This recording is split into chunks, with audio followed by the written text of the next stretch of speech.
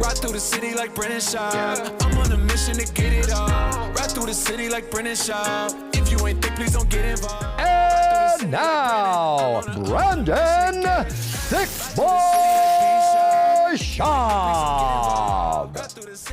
What's up, man? We're live. I wasn't ready, but when you're live, you're live. We'll do it live.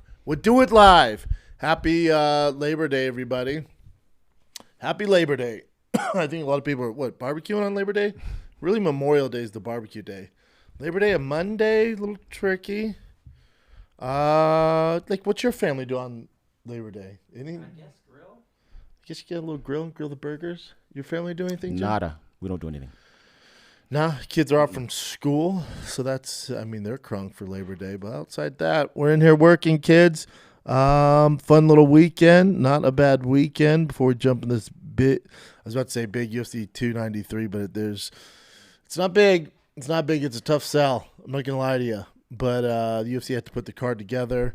We'll get into that. There's a variety of reasons why this card is a little light.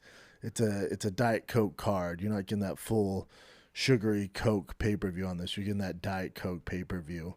And they're banking on Izzy selling this bad boy. I don't think they care too much, but we'll get into it. Weekend was good. You had some fights over the weekend. You had UFC Paris. Ciryl Gane looked good coming off his loss to John Jones. So he is back in action. A lot of people thought Sergey would give him more problems than he did. He looked terrible. Let's just call it what it is. He looked very bad. Out of his league, one-dimensional. The takedowns weren't there. And I don't know if Ciryl Gane's takedown defense got better, if Sergey just didn't set it up well. Not a great showing for Spivak there. Ciryl Gane looked good. I don't know where it puts him because Sergey was ranked, what, 7? I'll check right now. 7, 8? You know, you lost to John Jones. You just beat Sergey, who was kind of on a surge there. 7. So he's 7. You got Thai fighting this weekend. Yeah, I don't know what it really does for Ciryl Gane. Just keeps him in the top 3. He's number 2 right now.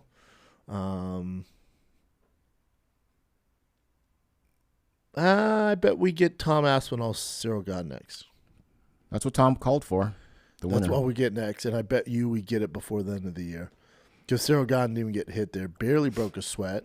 Tom looked phenomenal in his fight. And they want him to be the next thing, yeah? Yeah. So you do Tom versus Ciryl Gane in December? Big December card? That'd be cool. I think Tom beats the brakes off of him, but that's nor here nor there.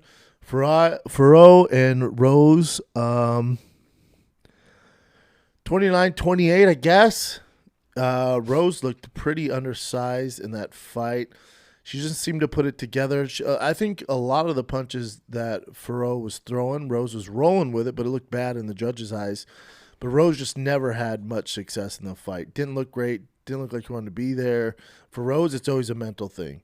So that's 2 losses in a row. See what she does. Ozdemir looked good. Not a great card. Let's call it what it is. Not a great card. This pay-per-view this Saturday, I think, even though it's not a casual gangbusters pay-per-view that people can come out and barbecue and get their friends around the tube and watch, this card is going to be pretty exciting. So I think that's going to sell itself. But, again, it's not going to do gangbusters numbers.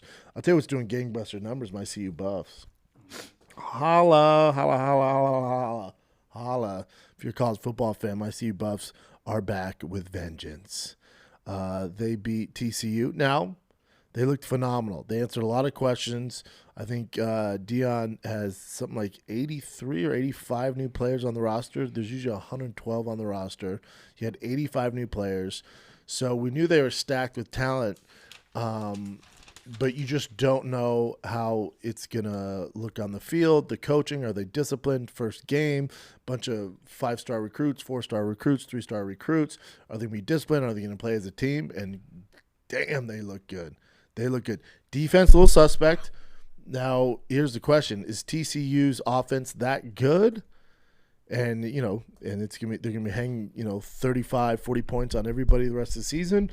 Or does the CU Buff defense need to get back to the drawing board, get back on that practice field, and kind of seal up that defense? That's the question. I don't think we'll find out about Nebraska. Not worried about Nebraska. CSU going to completely mollywop as usual. Then they play Oregon. A lot of questions will be answered in that Oregon game. They will go into that Oregon game undefeated. They have Oregon, and then they have USC. You're going to get your answers there. Nebraska, good team. Will Compton, you know this. And if you want to bet, whatever you want to do, bud. Nebraska, the best team to figure out a way to lose all games lately, last season and this season. So the best, team who just can't win. But I think they're going to have their hands full with CU, especially now that the cat's out of the bag. And the quarterback, Deion Sanders' son, listen, I had my doubts. He's from an HBCU.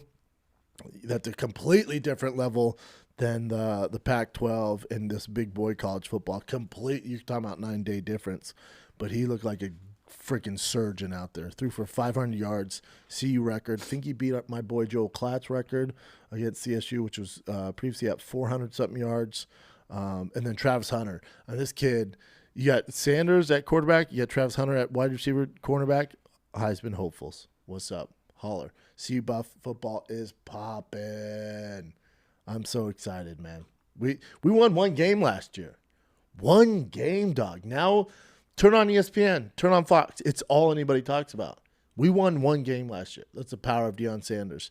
Now, don't get me wrong, Deion brings the kids in, but the positive to me was how disciplined they were. Not a lot of penalties, disciplined team, And that Travis Hunter, he reminds me of Charles. If you remember this back in college football days, he reminds me of that Charles Woodson vibe.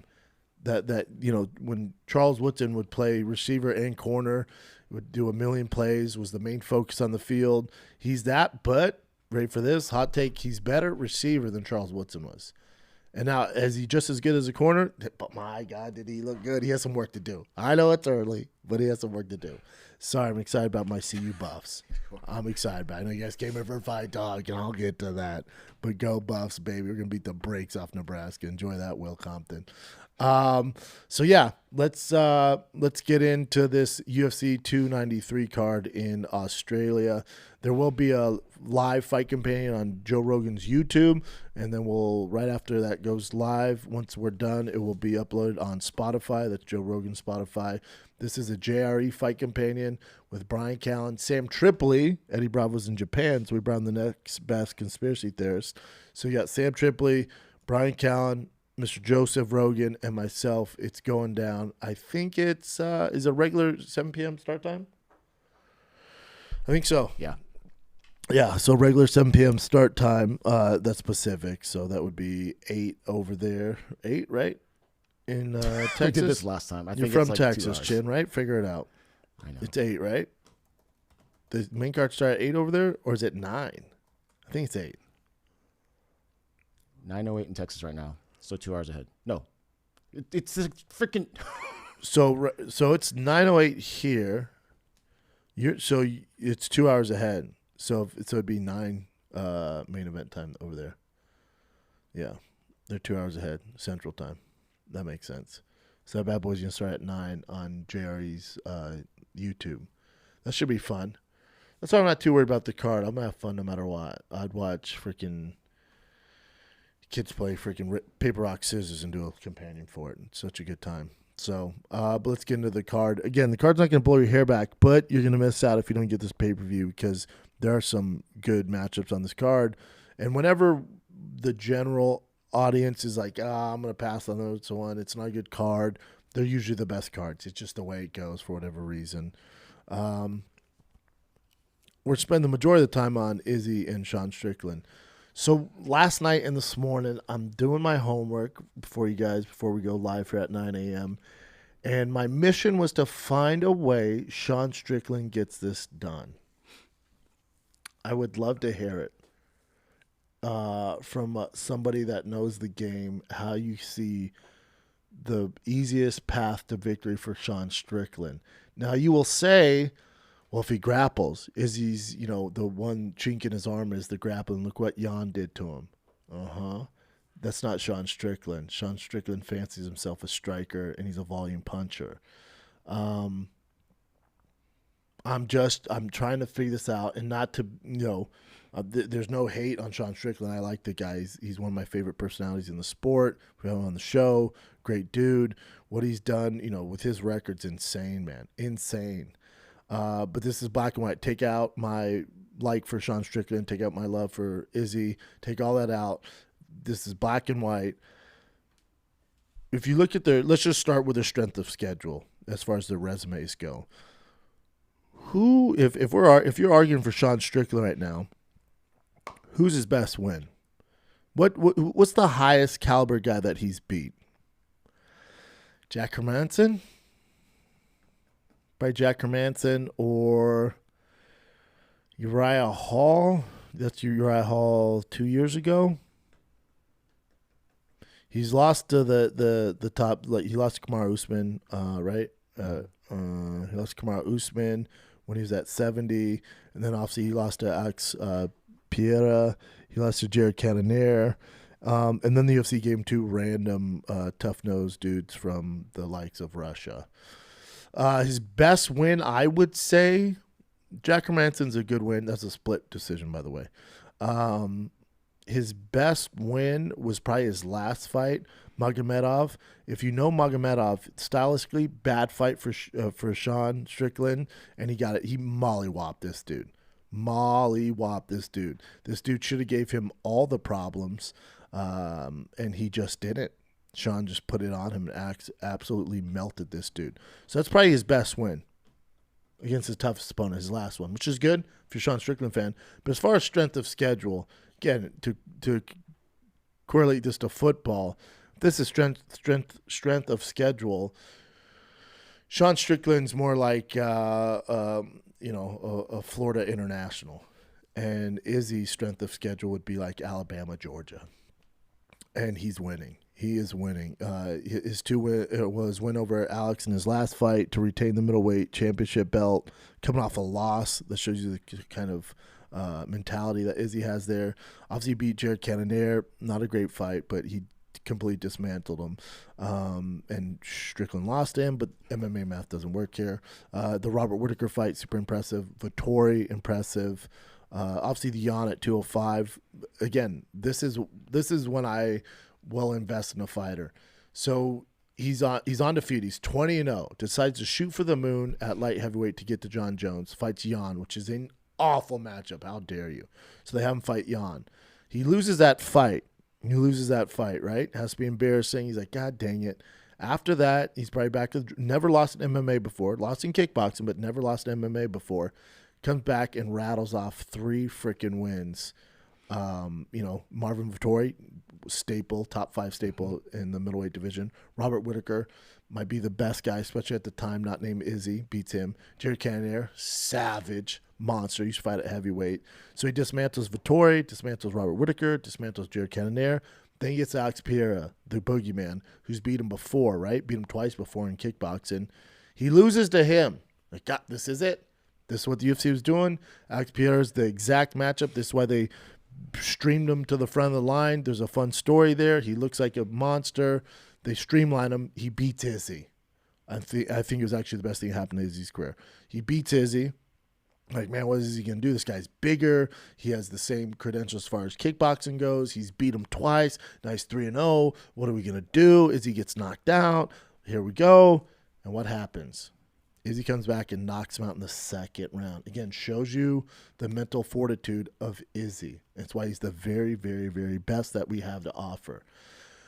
And so when you look at Strickland, and again, if you're a Strickland fan, which I am, do not get this confused. If you're a Strickland fan, what is your argument that he deserves this title shot? That's another fun argument. It shows you the state of the middleweight division, where it's at.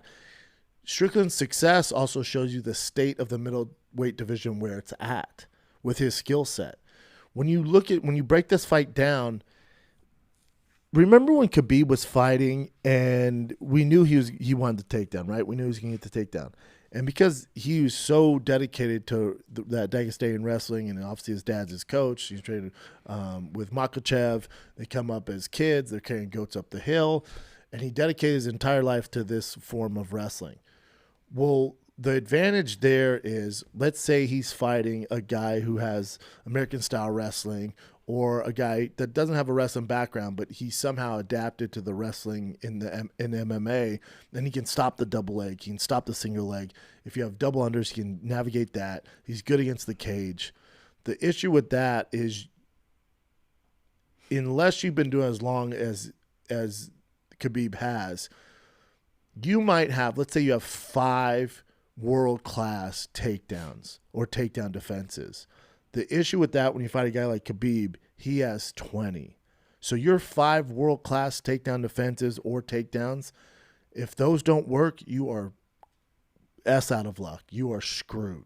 You're super screwed, and it's not going to be successful. You're going to have a long night in the office. Well, how that relates to Sean Strickland, if you look at Sean Strickland's fights and you break his fights down, his path to victory and in his arsenal, there's not a ton of ways that he can get this done. Now, it's MMA. So all this being said, it is MMA. Things can happen.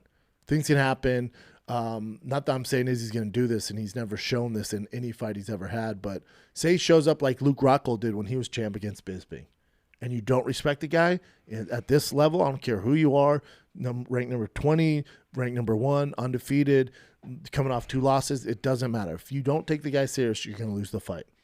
It's just the way it goes. At this level, it's just the way it goes. So can Strickland land a punch and knock out Izzy? Yeah. Odds of him do it, not freaking good. So if Izzy doesn't take this fight serious, we're going to get a much different fight. Izzy's never shown that in the past. I definitely don't expect them to do that in this fight. But back to Sean Strickland and his arsenal. So with Sean Strickland, his left hook's good. His jab can be good. His Philly shell style of fighting, which is a version of it. But remember, in boxing, you have less to worry about with the leg kicks, the elbows, the knees, the takedowns. So he has a much more square stance. It works and it doesn't. It's worked for Sean to a certain extent. But when he fights very high-level strikers, that's not going to work. It's not going to work. And we've seen it against Alex Pereira. It was just a matter of time. But we all thought going into that fight that he was going to grapple more, and it's just not who Sean Strickland is. That's why we love him. That's why you love him. He does bring it. He brings that volume, he brings that pace, and he melts guys like he did against Magomedov. And that will work at a certain level until you get to the upper echelon guys, especially with the striking of Izzy, the striking of Alex, where they've seen it all. And you're one-dimensional. If you look at Strickland, doesn't kick, not a knockout puncher. So for 25 minutes, Sean Strickland has to apply his game plan. If you're his coach and you're looking at what do we do well, we bring pressure, we're tough, we don't really grapple, we don't throw leg kicks. So you have to hope that he can manage the distance, not get hit with a bomb from Izzy, and just keep Izzy on the back of his heels and get him and just aggressively hunt this guy down for 25 minutes, probably win decision. You're not going to KO him. It's not your thing. He's a decision fighter. And if you're his coaching staff, you're looking at this going, it's going to be tough.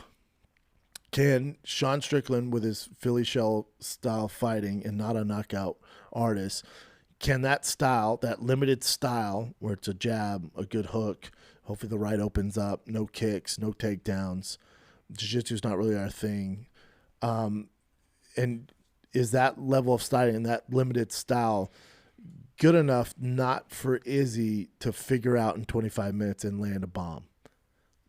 The odds in history would say no. I think what is Izzy a plus 600 or a minus 600? He's a heavy favorite, minus 600. Yeah. Izzy should probably be, again, this is no disrespect. This is very black and white, just analytical thinking. To me, Izzy should probably be somewhere in the ballpark of minus 2,000. Damn. Yeah, a minus 600 is, Sean Strickland at plus 440. When you look at his chances of figuring out Izzy, who, again, if you relate to Khabib's grappling, he has 20 world-class moves that you've never seen. You might be able to stop the first 5. You might be able to figure out the first 3. After that, it's just he's a Swiss Army knife. This one. You got to keep up for 25 minutes. For Izzy, it's that way in striking. He's competed against much better strikers in Glory coming up. He's had, 60 fights? And he's figured those guys out, except for Alex at the time. And then MMA, he's seen this style. He's seen a Paulo Costa style, who, again, a lot of pressure, but a little more power than Strickland, right? And he's navigated that. He's figured out that kind of pace. He's seen it before. I think minus 2,000 is probably more realistic. And this is different than Sugar Sean and our boy Aljo, because Aljo had a significant advantage in the wrestling grappling department, and Sugar had a significant advantage in the striking department. And he took advantage of that. He realized watching the last fight that, okay, when he rushes in, if he doesn't land that takedown, he rushes in, he leaves himself open. We can capitalize on that. He did that.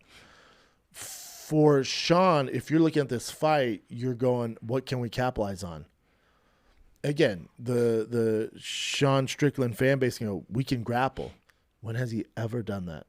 If there was a time to do it, it'd been the Alex Pierre fight. Now, to that extent, when I had him on Food Truck, I said, that Alex fight, what happened? I thought you could get it done. We've never seen anybody grapple Alex. I thought you'd be the guy. He goes, I was planning to, and then I got in there and I just did my thing. Next thing you know, I wake up on the canvas. Okay, so does he learn from that fight? I don't. At Sean Strickland, his experience, I don't know if you're gonna change that mentality.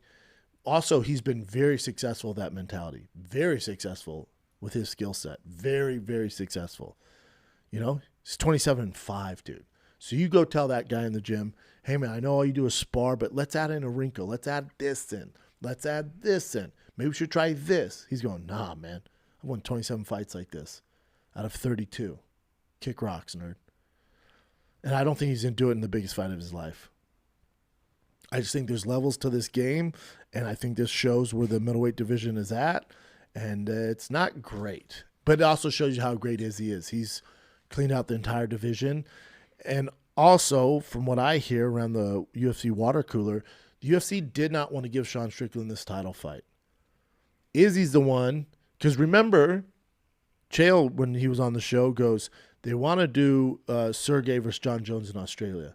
They don't have an opponent for Izzy. They don't think they're going to be able to figure it out. So they're going to. I think they committed to 5 pay-per-views in Australia. So they need to land somebody big for him. I think, and he said Stipe's not going to be ready to go. Obviously, he was a little wrong on that. The day later, Stipe versus John got announced. Whatever, you got bad info. But at the time, that was the UFC's plans until Stipe signed the contract. It was going to be John versus Sergey in Australia, give him a big fight. But Izzy went, hold on, that went away, right? From what I hear, Izzy and his team, Izzy particularly, called Dana and was like, give me Sean Strickland. I'll get rid of this guy. I will starch this guy. And because they didn't want to give him the title shot. Remember, we've heard, it's the passport issue and all this. Heard it was the kind of the reservations from the UFC going, we don't want this guy and the message and the stuff that he does. Also, just from a entertainment standpoint, he has so many decisions. He's a decision fight. He's a volume decision fighter. He's not a finisher. So they don't want that as their champion. And then sponsors, there's a variety of reasons the UFC brass doesn't want him as the guy. I think that's also why we enjoy him. We know, and that's why, we root for Sean Strickland. We know he's the guy who says F the man, says things he shouldn't say, says off the cuff stuff. There's a lot of people that can relate to that. There's a ton of people, because how many people in the world look at Izzy, just worldwide, or you could say in North America, how many people look at Izzy go, man, you look at him and go, I could do that. Not a lot. That's like looking at LeBron going, yeah, I could do that. These guys are freaks. Now, if you look at Sean, how many people look at that and go, he's not the fastest runner. He didn't have hit the hardest. He's not the quickest. He's not the strongest. There's a lot of people, mass amounts of people that can relate to Sean Strickland than they are Izzy. And they go, man, that guy gives me hope. You look up his upbringing in Covina, and I'll be in Covina this Friday with Brian Callen. Those shows are almost sold out. I think there's 3 tickets left across the board for both shows. Friday, you have one show at 7. I think that show's at 9:30. That's Friday at the Laugh Right in Covina. Me and Brian Callen headlined together for the first time in a hot second. You have to go that, Chin. I covered it, bud. All right, just making sure. Thank you, sir. So I think a lot of people, that's one of the reasons Sean's, so light. He has no filter. A lot of people can relate to him. More people can relate to him than they can Izzy or a Sugar Sean or a John Jones. You look at him and you go, what's his skill set? Works his ass off. Great cardio. Tough as nails. Doesn't quit. Heart of a champion. Tough as all get out. I like that guy. Yeah, and to your point, they didn't want Sean Strickland. Dricus got hurt, so Correct. They had to go with him. So yeah, Duplessis got hurt. Yeah. That's what they wanted. They wanted the Duplessis fight, and that didn't end up. He got hurt, so Sean Strickland was the next guy up. Again, the argument for him earning his title shot, beating 2 unranked guys, it's a tough sell. And I think too, there's not a lot of hype around this. Now, when they do the press conferences, it could add some more color to it. They could add some more intriguing buys to it, and I think the UFC's banking on that, but you don't see a lot of talk for a pay-per-view around this at all. They're banking on Izzy get done. And the UFC knows that. It was kind of a late card they put together. So you have Tai Tuivasa coming off 2 losses, Volkov, Justin Tafa, Austin Lane. That would not be on a pay-per-view on any other pay-per-view. You have fan favorite Tyson Pedro. My boy Jamie Malarkey could have been on the main card, but whatever. Carlos Ulberg's a fun one. Jack Jenkins. Yeah, it's a tough card. Mm-hmm. What do you got, Jen? Alrighty. Do we have any questions in the comments? Did anybody say that how they see Strickland getting this done? Did Georgie say anything? Not yet. Oh, yeah. He's got questions for you, but you want to say that for later? Yeah, we can save it for the end. Okay. Actually, how about we do a little bit of a DraftKings? Oh, can you believe? Let's take a little break here. By break, I mean live read. Can you believe we've had 7 months without NFL game? Thank God college football started this past weekend, and hopefully y'all made money on my Buffs, who are a plus 20 underdog. Are you kidding me? Hopefully you guys made money. Also, the best bet would have been before they beat the brakes off TCU, because the over-under was 3 games. Do you still think it's 3 games? Now it's gone up to 5. If you would have got it 3, you would have had a lock. Whatever. Well, the good thing is the NFL is here. And DraftKings Sportsbook, an official sports betting partner of the NFL, is giving you a can't-miss offer for Week 1. This week, new customers can get $200 in bonus bets instantly when you bet just $5 on any NFL game. DraftKings is hooking everyone up with a game day greatness. All customers can take advantage of 2 new offers every single game day this September. Check the app to see what you get. Download right now. Use the code SCHAUB, SCHAUB show, to sign up. New customers can take home $200 in bonus bets instantly, just for betting $5. That's code SCHAUB show only on DraftKings Sportsbook, an official sports betting partner of the NFL. The crown is yours. I need to read that, don't I? Yes, you do.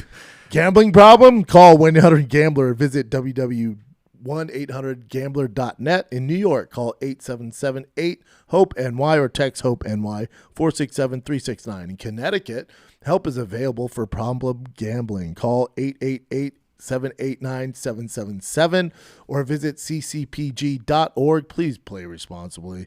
On behalf of Boot Hill Casino and Resort, Kansas, 21 plus, age varies by jurisdiction, void in Ontario. cdkng.co/football for eligibility. Terms and responsible gaming resources. Bonus bets expire 7 days after issuance. Eligibility and deposit restrictions apply. If you're still with me, it's DraftKings. Promo code SHOP Show. Bet on my Buffs to beat the piss out of Nebraska. Yes, sir.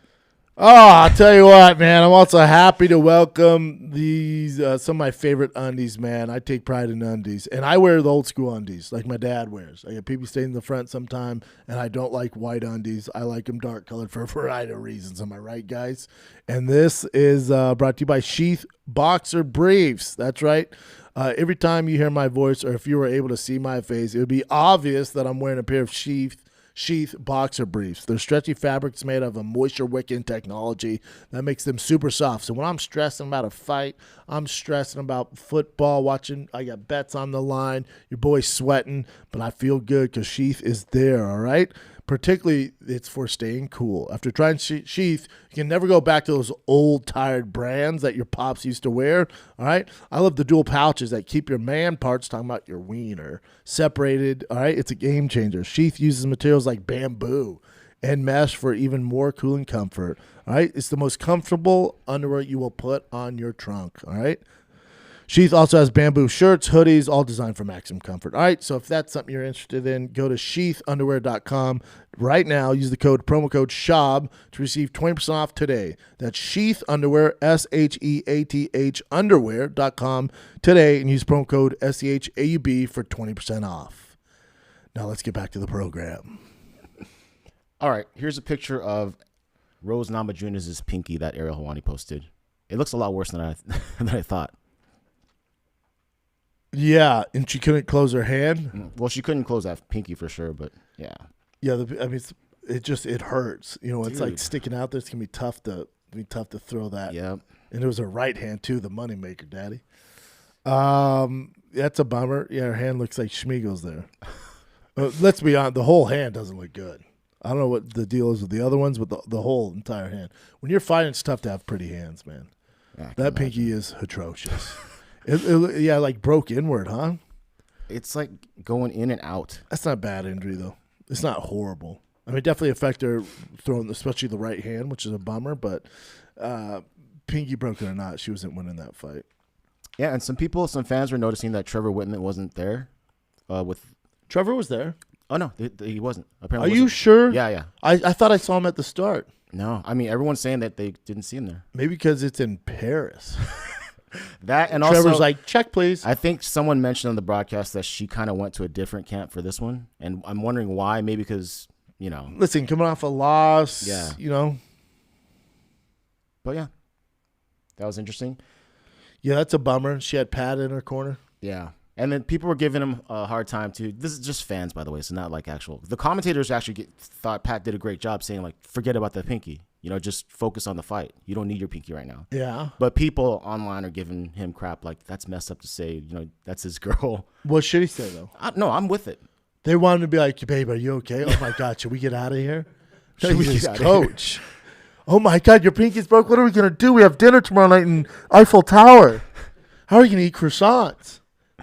People are like, Pat's an asshole, man. You believe he forced his girlfriend I know. When I read to fight? that, I was like, come on, that's lame. This guy says, or this person says, Pat Barry continues to be a garbage ass coach. It's like, no. Can we play that?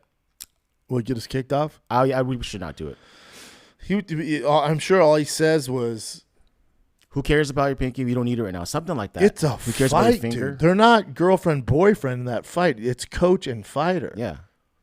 He's like, oh, babe, you're like so bad at what award? The Fighters Only Awards with that finger like that. We should just get out of here before it gets worse. I know if you win, you get a title shot, but let's get out of here. People look for any reason to hate. Yeah. But Especially on Pat and Rose. Whatever. People are stupid. So, Rampage Jackson, he talked about it on your show that he was his one fight that he wants to come back with is the guy Daryl Schoonover. And I didn't like it. But I want to be very clear. I told him and my boy Harrison, who owns UFL, I said, titties. He hasn't fought Daryl Schoonover. We got to quit calling him titties, man. I know, Daryl Schoonover. But, I mean, that's how people know him. So we just say it this one time, and that's Yeah, I guess. So Quentin was like, oh, I'm going to come back and fight. I'd love to fight titties. A, don't call him titties. B, titties is like, he's like a construction guy. He hasn't fought in like 8 years. Now, for those of you that don't know, if you're new to MMA, or maybe you're just, even if you're 5 years into the MMA scene, Daryl Schoonover was on Rampage's No, he was on my team, coached by Rashad Evans on the Ultimate Fighter Season 10. Rampage and Daryl Schoonover hated each other. Rampage gave him the nickname Titties, which some would say is a form of bullying. Yeah. And they got into it. They were supposed to fight on the show, like they were going to fight backstage. They did not like each other, and Rampage isn't letting this go. And apparently, Schoonover's down. Let's see. Jackson broke the news on the Jackson podcast while talking with former UFC middleweight champion Rockhold. The promoter of UFL wanted me to fight. I was like, okay, I'll come back and fight. Grudge matches only. So I'm going to fight Titties from Ultimate Fighter. He just signed the contract yesterday or today for December. Yeah, I'll be in shape by that time. I'll be 230, hopefully. I'll fight Titties. Now, does it say anything about Daryl Schoonover? What's he been doing? Scroll down. I just went to his Tapology. He hasn't fought since like 2015, and he lost. And what's he doing these days?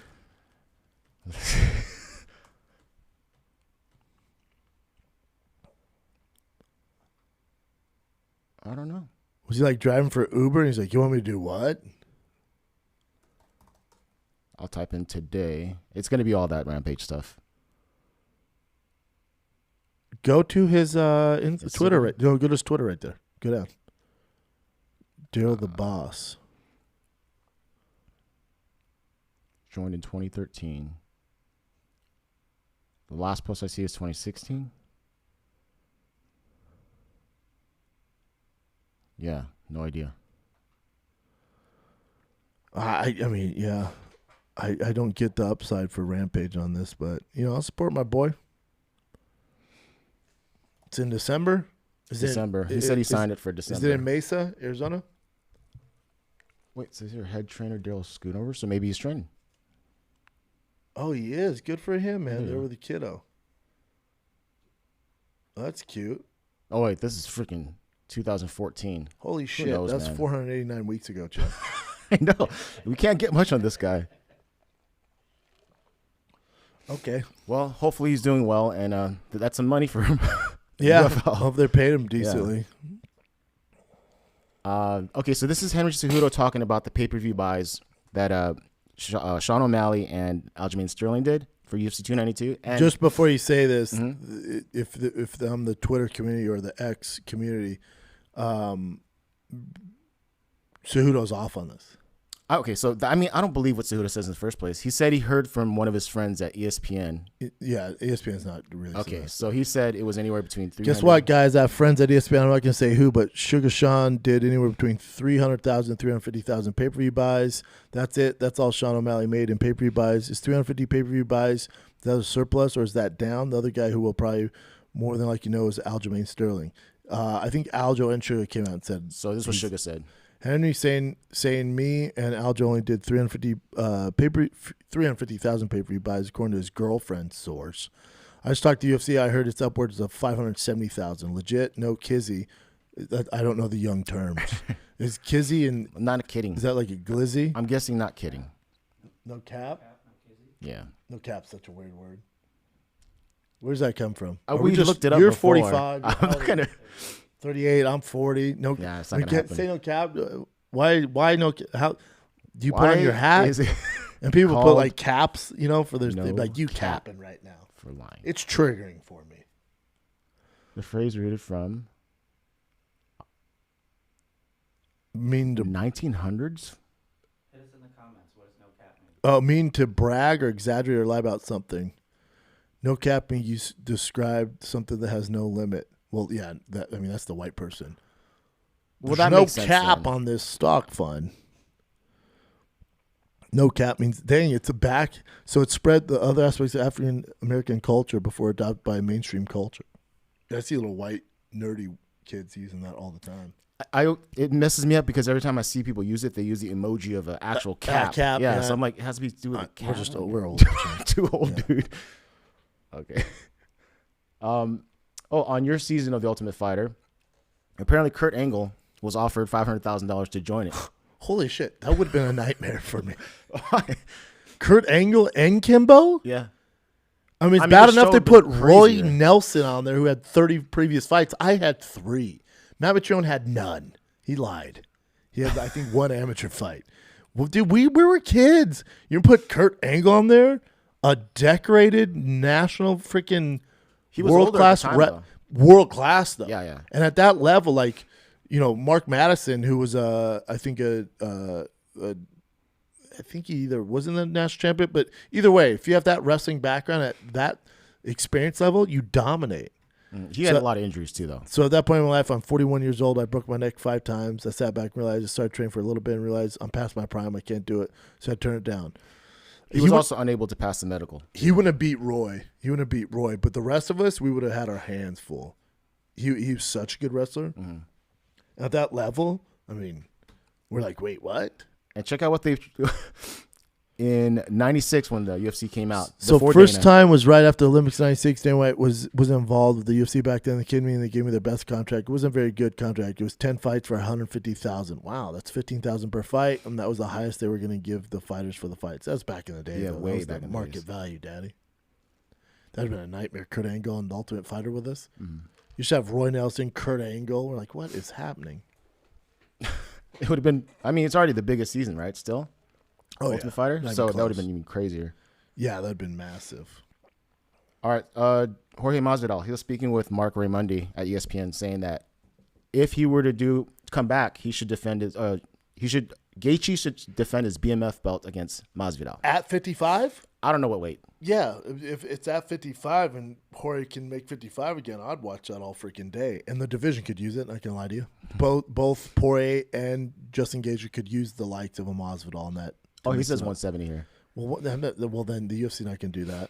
Although the BMF title, it's not like other titles where it's going to hold up the division. I dig it. All right. I dig that. Masvidal, Gaethje at 70. If he comes back, yeah. You already know this, but Sergey Pavlovich is the backup for Jones Stipe, which is pretty cool. I like this post by Dustin Poirier. They said, "Are you going to be a backup fighter for some big fight?" Yeah. And he goes, "I'm not a backup fighter. That's not what I do." I like that. Yeah, I mean, he's super successful now too, right? So you didn't have to do anything. Yeah, he's like, himself. I'm not. That's not what I do. Yeah. Real quick back on Sean O'Malley. He posted this about managers. There are managers that take 20% of the fighter purses and 20% of their bonuses. If you do this to the fighters, you are a piece of. Have you ever experienced anything that's close standard. to that? Yeah, that's standard. Usually, it's the managers are 20s high. Usually, it's 10%, but then also your coaches are 10% too. And then the way it worked at Grudge with Trevor Whitman is 10%. If you got like a knockout bonus or something, you get 10%, which it's a lot of money, man. Especially back then, it's a lot of money. When you're giving out, you expect that bonus, and you're giving up a good amount of it right away. Mm-hmm. It's a tough pill to swallow. Oh, speaking of that, Stephen Thompson, even to this day, he says that he wasn't paid even like his camp fees, and he did that. I think he extended his camp because when something happened to his first opponent. Yeah, and Dana said he was going to take care of his camp fees. I thought he said they'll work something out, but I they bet. didn't. Yeah, I bet his next fight they'll just add more money into it. Oh. I would assume. I would hope. Well, that sucks. All right, so this was in the news quite a bit. It's just Dana White getting upset at Merab and Aljamain Sterling. He kind of went off of them because they don't want to fight each other for the title. But everybody in this room, everybody that watches this video knows how I feel about this crap. White said at last night's Contender Series by far better than Ultimate Fighter. Not even close at this point. Yeah, I hate it. And if that's why you did you even get in the sport if that's your mentality and the way that you think? I don't even want the title. I don't want the championship. We're friends. We're this. We're that. This is not – you could be friends with everybody in the business. There's a lot of nice people in the business, a lot of good people. It's not about friendship. It's about finding out who's the best in the world. And if you don't want to find out who the best in the world is, this is not the place for you. You should be somewhere else. There's plenty of places to fight where they don't give a crap what you do. Doesn't work here. I'm with Dana. And this is Merab's, I think, manager. I agree. Let's find out who's the best in the world is. I can tell you at 8, number 6, Chito Vera. Merab is 100% ready for a title fight in December. Aljo is ready. Neither will be salty if the other gets it. Let's see if it plays out true to sport and find out who's the best. It's too late. It's too late because with the UFC's looking at us, they know the relationship between Merab and Aljo. Let's say Merab wins. Good chance he's a very talented dude. Let's say he was to beat Sugar Sean, Aljo wins one against whoever, then we're back at square one. They won't fight each other. I think they would be more willing to do this if Aljo committed going up weight classes, fighting Alex Volkanovski, but he lost, right? And he wants the rematch with Yeah, Sean. so the UFC's like, no. Because if you become champion, then you hold the cards. There's no way. This relationship, hopefully fighters learn from this. I get you don't want to fight your brother and stuff like that. Me and Shane Carwin were super close. We had an agreement. We will not fight each other for any amount of money unless for the title fight. Because it's life-changing. We both agreed if we both get the title shot, we will rip each other's heads off. Prior to that, no. I'm with Rob and Aljo on that. Hey, we're teammates. We shouldn't have to fight before one becomes a title contender or gets the title shot. But once you get there, that stuff goes out the window. Because I know, you've had friends in your life where you're like, man, we're going to be friends forever. We're going to talk. Let's get matching tattoos. Matching tattoos. We're blood brothers. Let's cut each other and rub our wrists together and share the blood like some psychos. We're never not going to be friends. And then life happens, and next thing you know, like, man, I haven't talked to insert name in years. Because right now, you guys have the same goal. You're on the same team. Fast forward 5 years from now, when Aljo starts a family, chances are you're not going to talk to Merab, man. And you're going to wish you guys fought each other. So I like how they have each other's backs, and that's rare in this game, but it never works out for anybody. It doesn't work out for Merab. Now, chance of him getting a title shot, he's probably going to have to win 2 more. Be undeniable. And the UFC's going to be like, fine, here. They're just going to make it the toughest path possible for him to become champion now. Or if you would just kept quiet, just kept quiet about it behind the scenes, him and Aljo trying to figure out, all right, you call it this guy so we don't have to fight. Do it behind the scenes. Don't come out and be like, we're brothers. The UFC's like, cool. You're brothers who are never going to fight for a title. They never reward this, ever. No, he hates it. He always hates it. We all do. I mean, it's got to suck to fight your the guy that helps you get to the point. But I hear you. That's business. That's the business. I'm trying to think back to all my friends that I grew up with, too. I don't really... How many you talk to? Small pickings now, yeah. Small, yeah. You just grow up. You don't have the same goals. You have the same belief system. You're into different things. Yeah, if you ran into them, they're your boy. But if it comes to your rent or your boy, what are we talking about? Mm-hmm. All right, I thought this was interesting. John Jones, he basically said that when he was in the fight with Dominic Reyes, he really felt at that moment that was his match. Like, he had a good career, but that's the point he's going to be like, kudos gone. to Dominic Reyes, man. Yeah. He must read this like, oh, that's cool. He's fallen on tough times. Yes. But he's fallen on the toughest time since that fight. But at least he knows. Even John was like, damn. Yeah. This is too long to read, but that's basically the gist of it. And that's from the Overdogs podcast. So this is a Jesse Owens quote. He put, I decided I wasn't going to come down. I was going to fly. I was going to stay up in the air forever. I was fighting Dominic Reyes. It was round 1. He hit me with a spinning back kick to the face, and then he punched me in the stomach. I hit the floor. It was technically a knockdown. Even the look that he had in his eyes and the way he talked to me before the fight, tell me he was a multi-sport athlete, he wasn't afraid of me, and that he believed it was his destiny to beat me, all this type of stuff. I got in the fight with him. He was giving me a true effing run for my money. He was the only person to do it outside of Alexander Gustafsson. Agree. I remember thinking to myself, F, you may have met your match, John.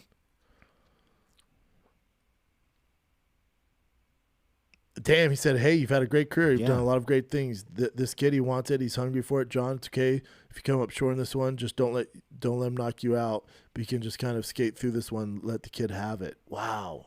A lot of people still think Dominic Reyes won that fight. I mean, come on. Yeah. This kind of validates Dominic Reyes, though. He's like, hopefully this gives him some fire, man. He was so good. Wow. Right. Balls for John and for being so He's honest. so humble these days. It's kind of cool, man. Bro, different aura about him. When I ran into him, I was a completely different dude. Yeah. Hopefully him and DC will become like homies, which seems like it's heading towards that direction. Yeah, baby. All right, so Paul Felder, he got inspired from Korean Zombie. And then he's saying, like, damn it, maybe he wants to do it one more time. And then he even entered the USADA pool. Oh, good for him. Just in case, yeah. That'd be cool. I think everyone who's ever fought in there, we saw the Korean Zombie, zombie. Yeah. Here's the thing, though. The crowd ain't singing that song for you. I don't think that might be the best send-off ever. I don't think we're ever going to see that again. Oh, it was incredible. But they're doing a way better job of the send-offs lately. They are, but that zombie one, they couldn't even doctor that. Like, that thing was so organic and beautiful, Yep. and we should cherish the moment. We should cherish it for sure. Yeah.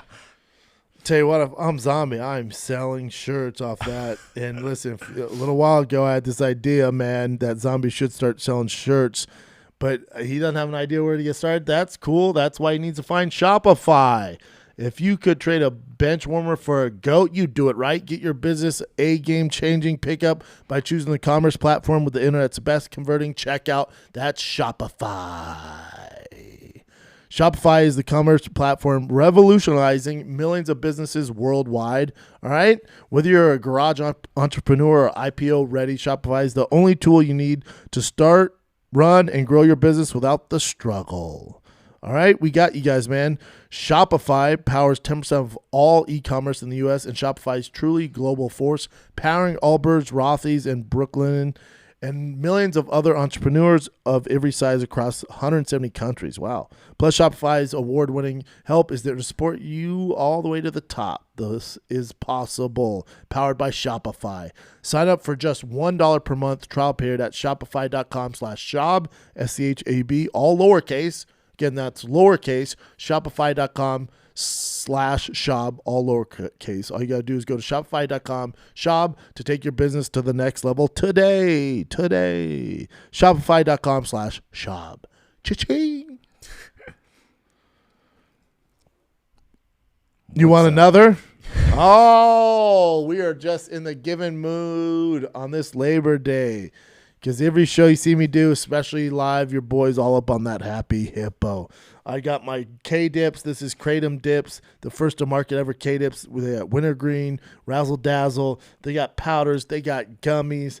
They got it all. I use the high concentrated shots as well. They have them sour apple, butterscotch is okay, not my fave. Sour apple is my fave. All right, and right now when you go to happyhippo.com, promo code THICC with 3 C's, 23, you get 20% off for life for the best kratom on the planet. That's Happy Hippo. It's the Wild West out there. You know who to trust. You know if you love it. You know if you just want to try it, save 20% off. You can share it with your grandma, your mom, your aunt, your buddy, your Uber driver, Postmates, whoever it is.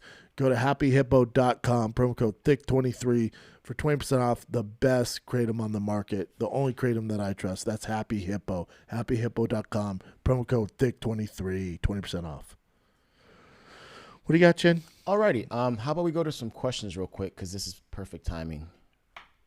This is from These are questions from the live chat. From the live chatty chat. Georgie is giving us.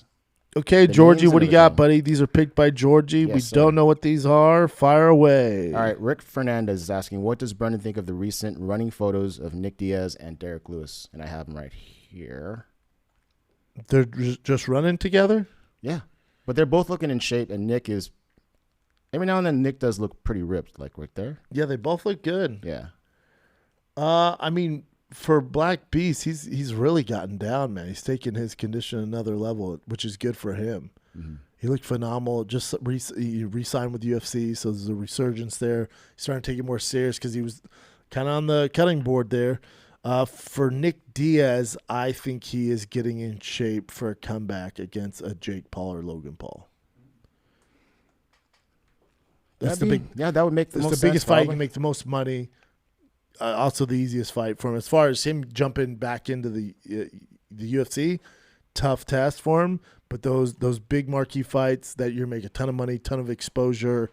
I could see Jake Paul, Nick Diaz next. Alrighty, and this is from YTS. Who won, Francis or UFC? And this is based off of this new purchase from the Saudi, what's it called, SRJ, Saudi Arabia's Public Investment Fund. So they bought like $100 million stake in PFL. Saudi Arabia is slowly taking over all major sports. I don't know if you see this. Clearly, you see it in soccer, also known as football. If you're watching this across the pond, they're doing soccer, right? They're doing golf, right? So with all that stuff, they're slowly infiltrating, taking over everyone. If you've also noticed, they've started kind of poking at the NBA too to get their big names over there as well. I'm sure that's just a matter of time. He said that also this acquisition dropped Endeavor's stock by $2 billion. This acquisition. Interesting. So his question is, who won? Yeah. Meaning Francis or the UFC. Everybody's winning. The UFC's untouchable. So even though their stock lowered, they're going to be fine. For PFL, this is good, and hopefully that $100 million allows them to sign more guys. Their issue is stars. It's impossible to make stars, especially homegrown organic stars. If their business model is similar to Bellator, where you're just going to get the leftovers of the UFC and pay these guys all these money and do these one-time fights, like the Hoist Gracies, Ken Shamrocks, these one-offs, that's no way to run a business. So hopefully that $100 million allows them to invest in, some young guys and build actual stars, which take years to come to fruition there. So as far as who won, Francis won. The UFC's winning no matter what. Take them out of it. The PFL, it's still up for debate. Even though they have $100 million, do they know what to do with it? What are they going to do with $100 million? Francis won more so than the UFC and PFL. He left. He got this insane contract from PFL where he's fighting much easier competition when it comes to mixed martial arts. And he's also going to make all the bag when he fights Tyson Fury, win, lose, or draw. And then he gets to come to PFL and fight lesser competition. He's the face of the organization. Francis won in this whole thing. Mm-hmm. For PFL, it's up in the air. We'll see. Because right now with their current roster, it's not even comparable to the UFC to one championship to Bellator. It's not even close. So they have to invest in bringing up their own talent and getting the divisions as competitive as it is in the UFC or one championship. And that takes years. So we'll see. Yeah. All right. Next one is from Eric Wojo. What do you think of Holland versus Ian Gary? Kevin Holland, Ian Gary. Love that fight. Absolutely love that fight. Love that fight. Like I said, for Ian Gary, I would. There's a few fights. For the UFC, we're gonna see how much of a belief they have in Ian Gary, because he does have a rocket ship on his back and he has that the Dublin support. So we're gonna see. Usually the UFC they've gotten smart with they learned their lesson with guys like Darren Till who didn't work out for them, or they learned their lesson with Sage Northcutt. With Ian Gary, you have this massive potential superstar. How fast do you want him to get there? And is he ready? By all accounts, he looks ready. So I assume he's going to I think he's going to jump over Kevin Holland. I think he's getting a big name next. I think they think this kid is ready, and I agree with them. So I don't think we see Kevin Holland. Unless Kevin wins his next fight and he gets in that top 8 discussion, I think Ian Gary's headed for Sizzler. Mm. All right, this one's kind of a comment more, but so J_CX, CEEX. Izzy says he wants to sub Strickland. Izzy's defense might open up some holes if he's looking to go to ground or scrambles up and down. So he did say he wants to sub him. I know he said he wants to sub him, which is he playing the mind game here, thinking that Strickland's going to grapple more? So he's like, hopefully Strickland does grapple. It opens up for me to submit him, just to put that doubt in Strickland's head, because Strickland's coaches know, Izzy's teams know, everybody watching the show knows, everybody in this room knows, hopefully. If you don't, you probably shouldn't be working here. Is Izzy's biggest liability is his grappling, as far as we know. Now, you're predicating that off the Jan fight, which I don't think we learned much from there. He's massive. So I think Strickland, if his game plan is to grapple and shoot more, he's going to realize that it's easier said than done.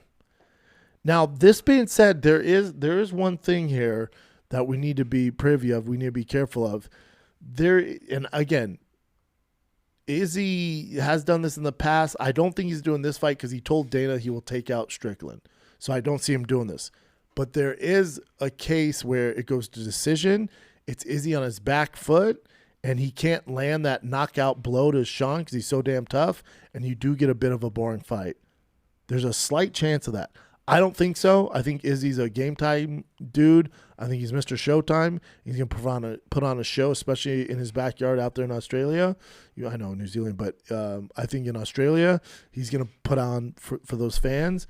But there's a slight chance that this could be a boring fight, and Izzy plays it safe. I don't think he's going to do that, but that is a possibility. Yeah, I thought it'd be a great fight because Sean always goes forward, right? And Izzy, that's like... But Izzy stays on his back foot. Yeah. And maybe just moving. He's banking the rounds. Like, all right, here it comes. And Strickland's defense is just awkward, and Izzy can't really find it. Again, I don't think it's going to happen at all. I think we're going to get a highlight reel KO, but there's a chance there where Strickland surprises us, and the kicks and the punch and the elbows, whatever. Izzy has kind of an off night. Again, we haven't seen this, but if he has an off night, it's going to be tough to put away Strickland. He is tough as nails, and you get just this kind of lackluster performance, and Izzy wins by decision. Again, don't think that's going to happen. Just saying it could. It's a possibility, yes. So check this out. Our boy Ben Davis, he's actually going to be doing a fight with one of Anderson Silva's sons, Gabriel Silva. They're both kind of like early on in their... I'm going to show you Ben's Tapology real quick. He's had a submission match where we lost in like 30 seconds. Thought that black belt got starched. And then Gabriel Silva's 1-0. He lost as an amateur. He has amateur too. But a pro, he won. So Ben's going to box him. Ben just wants to do this stuff, huh? He's down to do it, which I got to give him credit, man. And he's fighting Anderson, good lineage there. He's fighting his son. I like that Ben has the turtleneck on in the fight promo here. I don't like that Tapology he's wearing a black shirt. How do you not have your fight in Tapology in a black turtleneck? I mean, you guys know we're rooting for Ben here. Yeah. Does Ben also have a wrist brace on there? I think it's a glove. Wraps? Oh, they look like wrist wraps. It's definitely not a glove. It's either wrist wraps or he broke his wrist. Yeah. He's all. I know. This looks like a younger picture of Ben. We love Ben here. We do. When is that fight? It is going to be September 23rd in Newcastle, England. Damn, and you got to go over to England, Ben? Hopefully they're paying for all this, dog. Of course, they have to be. Well, you'd be surprised. Well, there you go. Room for Ben. Get it done, dog. What's Ben's strength? His mind. He has a Sean Strickland mindset. I think he's a hard worker, so that's one thing for sure. Hard worker. He's got a lot of belief. Relate to that. He's got a lot of belief in himself, and he has the power of black turtleneck. Gift of the gab. gab. Definitely beat him up on the mic there. Yeah. Is that it? That's it, man. Just the fights. Nice, man. Oh wait, there's also a fight coming up. I think there was. Oh, it's the Jorge Masvidal. It's going to be Werdum and Dos Santos. That's coming up on Friday. That's this Friday? Yeah. Oh, sick. Yeah. What time is that fight? God dang, I'll be in Covina doing shows. Not that that's bad, but I really wanted to watch this fight. It says 8 p.m. Eastern, so 5? Yeah, 5. But they probably won't walk to 8. We'll have it on in the back. You going to come to the show, Chen? Yeah, I'll be there. For the first one, though. Okay. Yeah. Wow. I mean, I don't know how you call that fight. I'm probably leaning towards Werdum. They're both on that saucy sauce. I can't wait. Dude, they're both jacked as hell. Man. Is it weird to say it's the best fight of the weekend? That thing is dope, dude. Both freaking Wild West on supplements. Two of the greatest Brazilians to ever do it. JDS looking jacked. Werdum Jack City. All the acai in the world. And bare knuckle. MMA. I know. Dude. Take my freaking money, Jorge. So you got that Friday night. You got a nice little weekend. You got that Friday night. You got Saturday night. A few beatdowns going on. You got Izzy, Sean Strickland. You also got CU, Nebraska. All right. You got some beatdowns going down there. And then you got a decent card. Fan favorite, Tai Tuivasa, who we've done shoeys with here. Volkanov. Justin Toff, Austin Lane. I'm rooting for my former football buddy there. It's going to be a tough one for him. Tyson Pedro, who's a fan favorite as well and one of our favorites. Again, not a great card. I'm looking forward to the prelims with Carlos Ulberg and Jamie Malarkey. Outside that, it is what it is. But Izzy, Sean Strickland's going down this Saturday, 7 p.m. Pacific. 9 p.m. Central Time. And again, we are doing a live JRE fight companion with Brian Callen, Sam Tripoli, myself, and Mr. Joseph Rogan. That's on JRE YouTube, then goes up on Spotify. And that is Saturday at 9 p.m. Central Time, live on YouTube. Covina is this Friday. Again, 30 tickets left total for both shows. Those things will sell out. It's Monday. So that's September 8th. Then September 21st through the 23rd, I'm in Spokane, Washington. Spokane Comedy Club, one of my faves. That's September 21st through the 23rd. That's a Thursday, Friday, Saturday. Then I'm in Skankfest, Vegas, September 29th. Since through October 1st. I won't be there on Sunday, right? I got to get home on Sundays, but I will be there that Friday and Saturday. And then I'm in Iowa, October 13th and 14th. One show Friday, one show Saturday. Niagara Falls, that's a casino place. I need fans to come out. Otherwise, it's a weird room.